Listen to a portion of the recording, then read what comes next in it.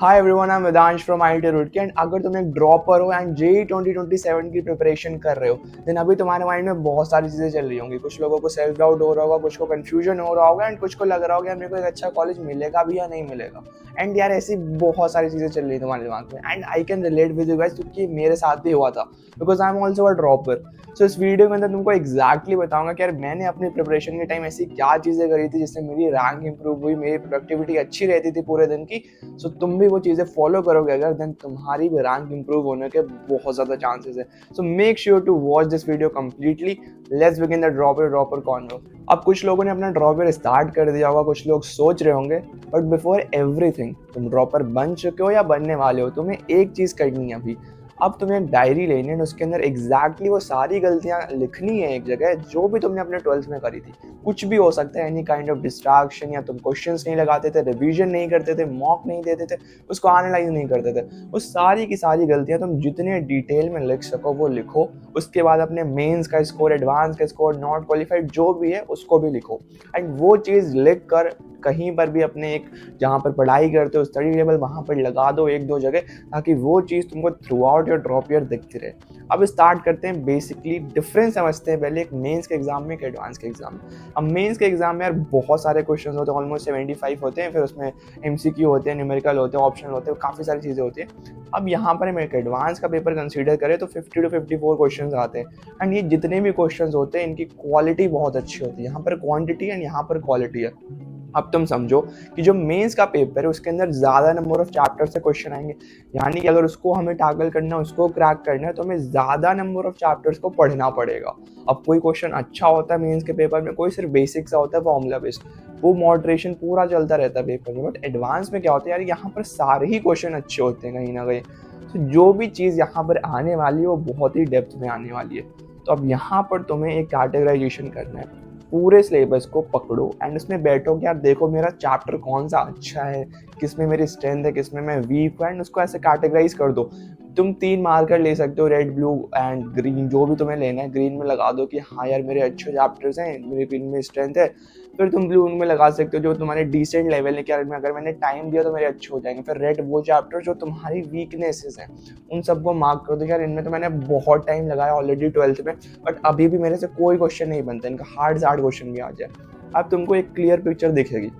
हम जो ये ब्लू वाले चैप्टर हैं और जो ग्रीन वाले चैप्टर हैं, ये एक्चुअली तुम्हारे वो चैप्टर हैं जो तुमको मार्क्स देंगे तुम्हारे मेंस के एग्जाम और एडवांस के एग्जाम में। लेकिन रेड वाले वो चैप्टर्स हैं जिनको तुम एडवांस के लिए छोड़ोगे एंड मेंस के लिए कुछ हद तक करके जाओगे। अब कुछ हद तक से मेरा क्या मतलब है, अब इन रेड वाले चैप्टर्स को तुम एकदम बेसिक चीज़ें पढ़नी।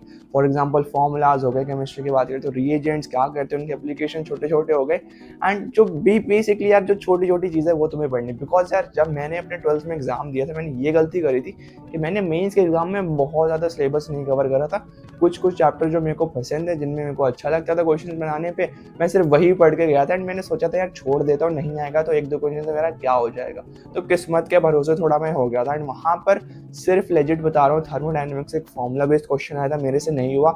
इन डेफिनेट इंटीग्रेशन का एक फॉर्मूला बेस्ड क्वेश्चन आया था, बेसिक सा, मेरे से वो नहीं हुआ। मैं 2-3 फॉर्मूले में कंफ्यूज हो गया।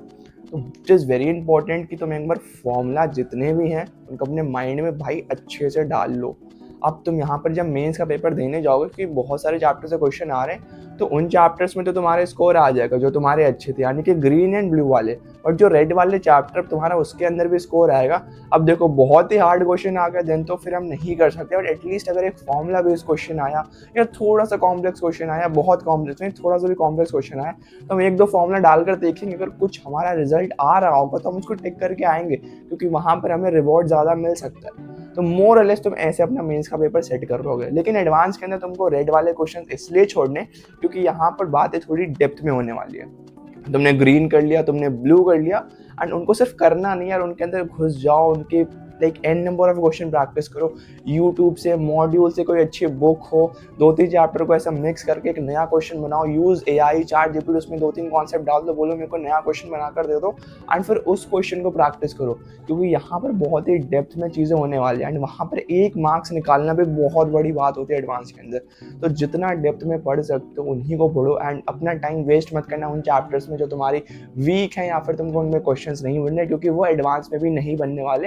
एंड अगर तुमने अभी अपना टाइम उनमें डेप्थ में जाने में लगा दिया, क्योंकि टाइम कहीं ना कहीं तुम्हारे पास 5 to 6 मंथ है, उसके बाद तुम्हारा मेंस स्टार्ट हो जाएगा एंड तुम एग्जाम वाले मोड पर चले जाओगे। तुम्हारे पास फिर टाइम नहीं बचने वाला थ्योरी करने का, कोई कॉन्सेप्ट सीखने का।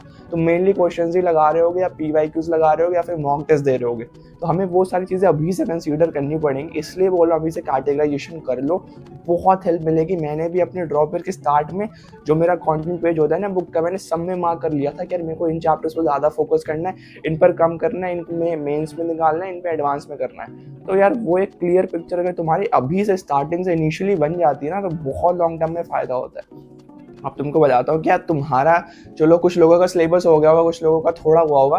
तो अब बात करते हैं यार ऐसे लोगों की यार जिनने कहीं ना कहीं चैप्टर तो कर लिया लेकिन उनको समझ में नहीं आया है, या फिर उनकी कोचिंग उनसे आगे निकल गई, उनको पिछला सिलेबस ही नहीं समझ में आ रहा है। तो उन चैप्टर्स को मैं कैसे करूँ कि यार मेरा एडवांस भी अच्छा हो जाए, मेरा मेंस भी अच्छा हो जाए।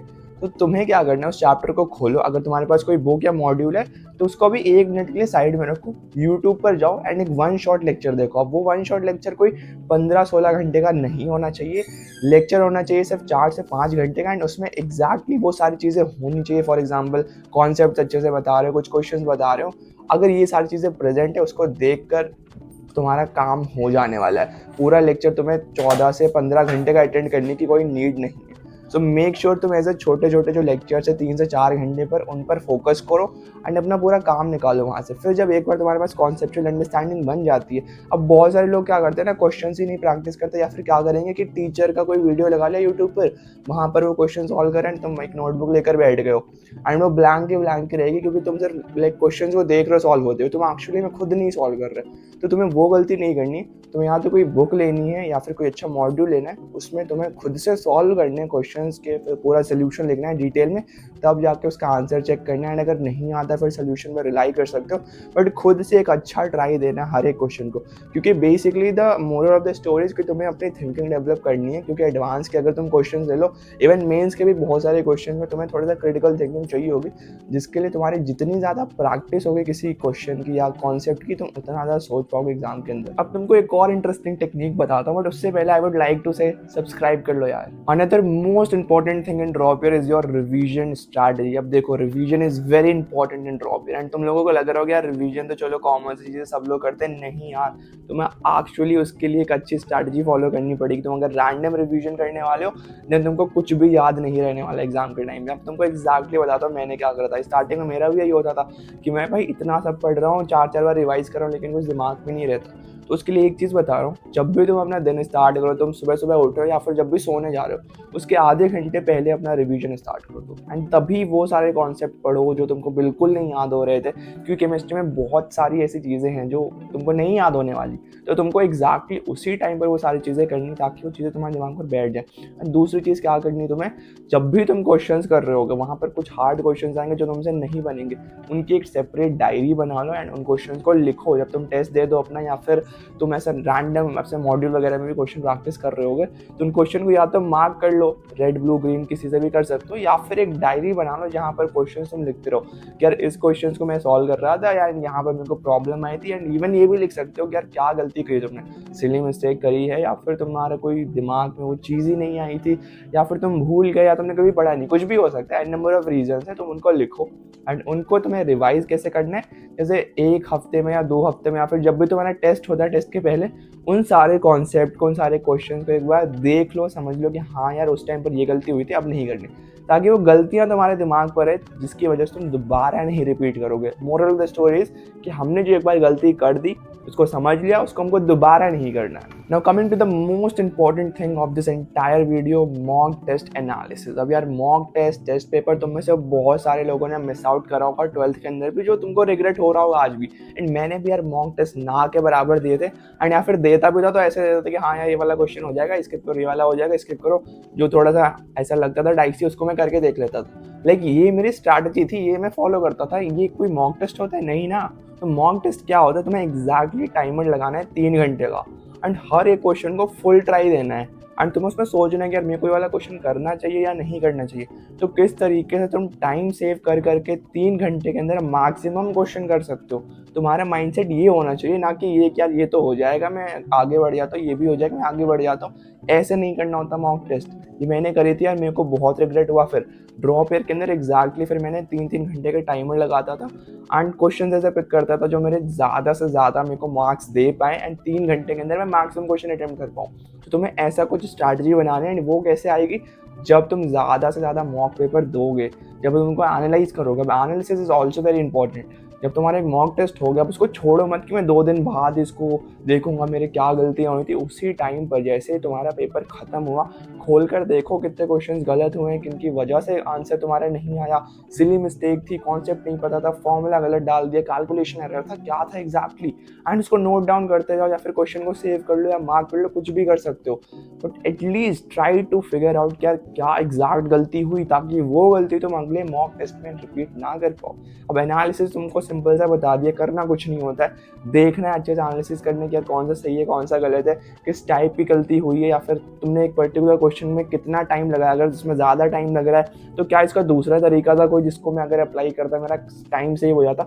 इस तरीके की चीज़ों के अकॉर्डिंग तुमको एनालिसिस करना होता है एक पेपर का, एंड उसका एक पूरा रिपोर्ट बना लो या किसी डायरी में लिख लो, जिससे तुम्हें पता चलता रहे आगे के लिए भी। Now the second question is कि मैं कौन सी बुक्स कौन से मॉड्यूल फॉलो करूँ जिससे मेरा ड्रॉप ईयर काफ़ी अच्छा हो जाए। तो देखो यार, इसका कोई ऐसा परफेक्ट आंसर नहीं है, क्योंकि जितनी भी कोचिंग्स यार मोर और लेस एक ही सिलेबस बढ़ाती है, एक ही तरीके के क्वेश्चन होते हैं। तो किसी भी अच्छी कोचिंग का तुम्हारे पास अगर मॉड्यूल है या फिर तुम कोई अच्छी बुक फॉलो कर रहे हो, that are enough for you. बस तुम्हें क्वेश्चन प्रैक्टिस करनी है रेगुलर, काफ़ी अच्छे से। अब तुम पूछोगे कितने क्वेश्चन लगाओ दिन में, तो आई से यार 100 to 150 का टारगेट करो। तीनों सब्जेक्ट डालो इसके अंदर, फिजिक्स केमिस्ट्री मैथमेटिक्स। अब ये बिल्कुल मत करना कि तुम सिर्फ मैथ्स कर रहे हो 3-4 दिन तक, फिर फिजिक्स कर रहे हो, फिर केमिस्ट्री कर रहे हो। Try to do like at least 3 chapters from each subject एक ही दिन के अंदर। एक मैथ्स कर लिया, फिजिक्स कर लिया, केमिस्ट्री का कर लिया, एक ही दिन में मेरे तीनों चैप्टर हो गए। एंड इन्हीं सेम चैप्टर को मैं आने वाले 3 दिन तक कर रहा हूँ या 2 दिन तक, अपने हिसाब से जितना तुमको टाइम लगता है। Now the final question of the entire video कि एज अ ड्रॉपर मेरे को कितने मॉक टेस्ट देने चाहिए जिससे मैं अपने आप को मेंटली प्रिपेयर कर पाऊँ एक एग्जाम के लिए। अब देखो, इसका आंसर बहुत सिंपल है। जब भी तुम्हें ऐसा फील होने लगे कि यार तुम्हारा जो स्कोर है मेंस के अंदर वो अराउंड 200 के पास आ गया, मतलब वो मॉक पेपर की जितनी भी तुमने अभी तक लगाए हैं वो क्वांटिटी इनफ है। एंड एडवांस के अंदर तुम देखो यार, जितना भी तुम्हारे रैंक वगैरह आ रही है उसके हिसाब से कहीं ना कहीं यार 100 to 120 अगर तुम ऊपर स्कोर कर पा रहे हो, देन तुम्हारी अच्छी रैंक आ जाएगी एडवांस के अंदर। या फिर ट्राई करना, अगर पेपर ईजी आ रहा है तो थोड़ा सा यार 150-160 लेकर जाओ एडवांस के अंदर। अब अगर क्वांटिटी में बताऊं तो कहीं ना कहीं मेंस के अंदर मैंने अपने टाइम पर 100 मॉक टेस्ट दिए थे एंड एडवांस के अंदर ऑलमोस्ट 40 to 50 दे पाया था। तो तुम्हें यही करना है कि तुम्हें at the starting of the preparation से मॉक टेस्ट देने, ऐसा मत करना कि यार मेंस जब आने वाला तब 1 महीने पहले स्टार्ट करें। अभी से 2 पेपर जितने ज़्यादा दे सकते हो। So that was all from my side. अगर तुमको ऐसी इंटरेस्टिंग टिप्स अच्छी लगती then do hit the like button and subscribe the channel. Thank you guys.